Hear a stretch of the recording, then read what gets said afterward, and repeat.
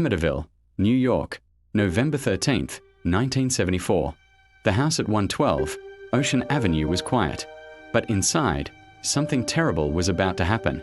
Ronald DeFeo Jr., a 23-year-old man, walked down the hallway of his family home carrying a high-powered rifle. In the dark, he entered his parents' bedroom, then his siblings' rooms, one by one. 6 family members lay sleeping. He shot each of them while they slept. By morning, the house was silent. 6 people dead. There were no signs of struggle, no indication anyone had tried to escape. The neighbors claimed they heard only a single gunshot. Ronald initially claimed a mob hit, but inconsistencies in his story became obvious quickly. Investigators noticed no signs of forced entry, and gun residue confirmed he had fired the weapon. When pressed, Ronald admitted to the murders, but he added something chilling. He said voices had told him to commit the crime. Voices that had haunted him for years, growing louder and insistent. Police, psychologists, and the media were fascinated and disturbed. The randomness, the lack of struggle, and the claim of supernatural influence made the story one of the most infamous crimes in American history. Ronald DeFeo Jr. was arrested and later convicted of 6 counts of murder, sentenced to life in prison. The house, however, was not yet done with terror. A year later, in December 1975, George and Kathy Lutz moved into 112 Ocean Avenue with their 3 children. They knew the house had a horrifying history, but the price was low, and the family hoped for a fresh start. Almost immediately, strange events began. George claimed he felt freezing cold air even on warm nights. Doors slammed by themselves. Windows opened, then closed. Shadows moved across rooms where no one was present. Kathy noticed a foul, sweet odor that seemed to appear from nowhere. Their children complained that their beds shook violently, as if unseen hands were gripping them. George reported seeing his wife levitate while asleep. Strange green slime was reportedly found seeping from walls and keyholes. One priest who came to bless the house claimed he heard whispers, "Get out." The family stayed for 28 days. Every night, the phenomena worsened. Objects flew, doors locked themselves, and invisible forces seemed to chase the family from room to room. Eventually, George and Kathy fled the house in the middle of the night, abandoning most of their belongings. Their story spread quickly, and the house at 112 Ocean Avenue became synonymous with terror, evil, and paranormal legend.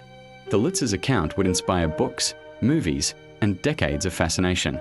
But skeptics questioned the validity, citing exaggeration, attention-seeking, or hysteria. The media frenzy surrounding the Amityville house was immediate.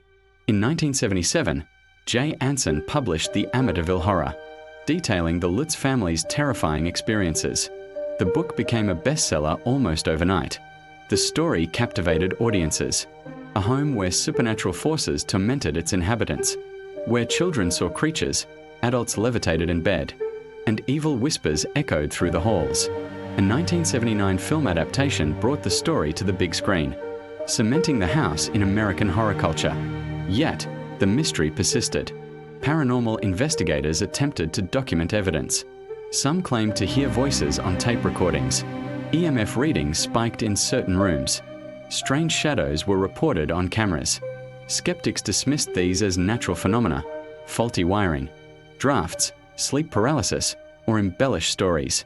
Psychologists noted that trauma and fear could amplify perception of ordinary events into terrifying experiences.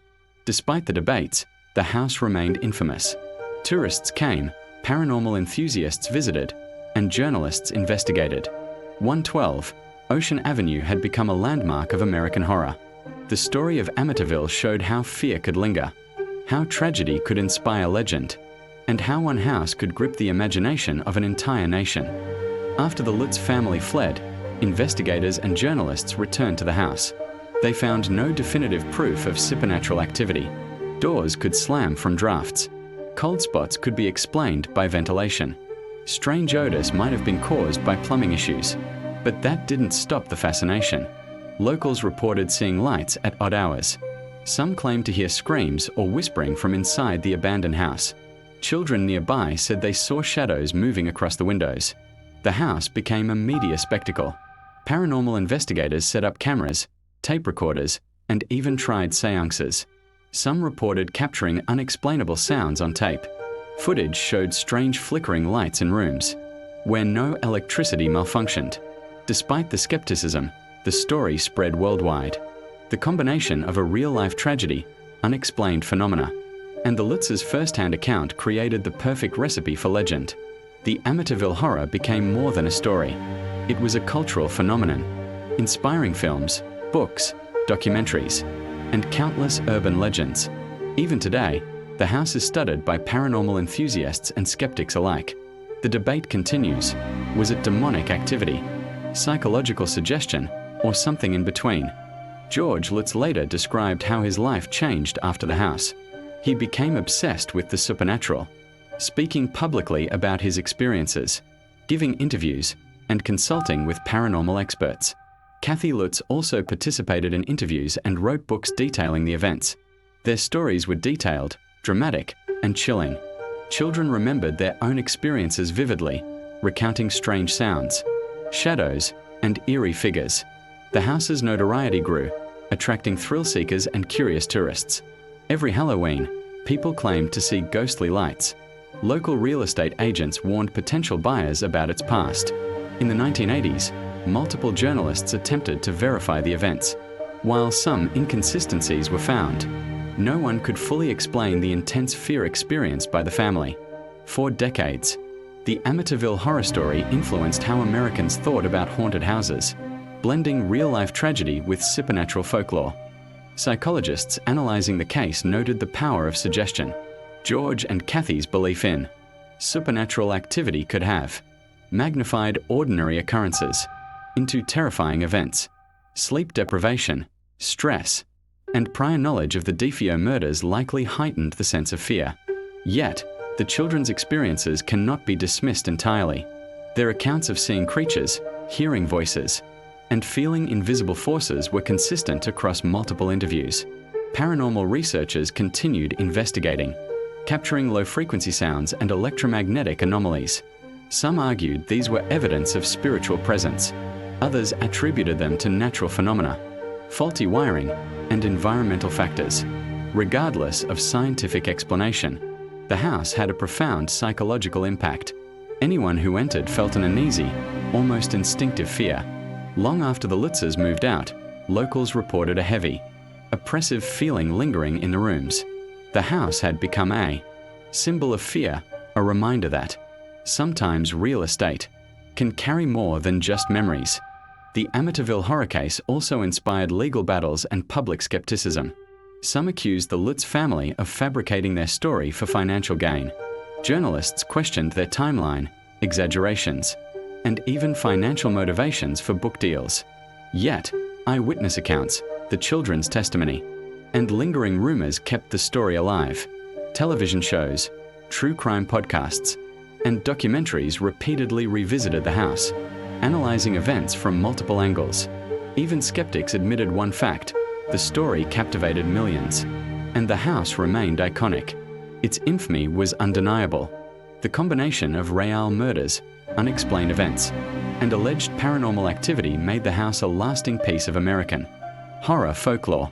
Tourists, thrill seekers, and paranormal investigators continued to visit. Some claimed to feel a heavy presence or hear faint whispers. Others reported nothing.